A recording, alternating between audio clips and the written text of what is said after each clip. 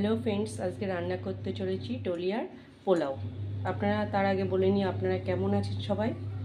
আর এই ডলিয়া পোলাওর জন্য নিয়ে নিয়েছি কিশমিশ, কাজু, এলাচ, দারচিনি। আর এখানে আমার কাছে শুধু গাজর ছিল, আপনারা চাইলে অনেক সবজি দিতে পারেন, ক্যাপসিকাম, বিনস। আমার শুধু গাজর ছিল, আমি আজকে গাজর দিয়েই করবো। আর এখানে নিয়ে নিয়েছি ডলিয়া। আমি এখানে ধুয়ে এক বড় কাপের 1 কাপ ডলিয়া ধুয়ে নিয়ে নিয়েছি। চলো এবার রান্নাটা করা যাক। দিয়ে দিচ্ছি সাদা তেল,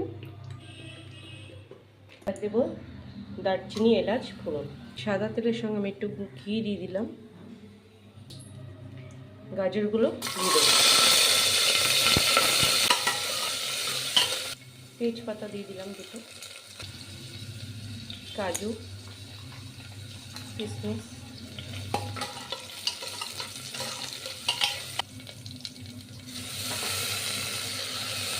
ডলিয়াটা দিয়ে দিলাম,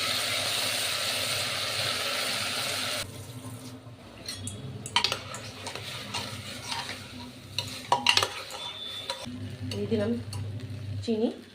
যেহেতু পোলাও একটু মিষ্টি মিষ্টি হয়, তাই জন্য আমি চিনিটা দিয়ে দিলাম। ও এরকম 1 বাটি আমি জল দিয়ে দিলাম, 1 কাপে এরকম 1 বাটি আমি জল দিয়ে দিলাম।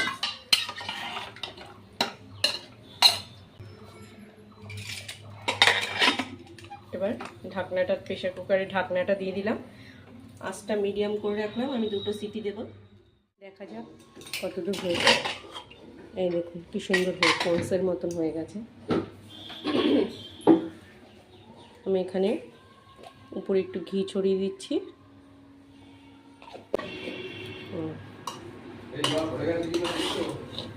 দেখেছেন ঝুরঝুরে পোলাও।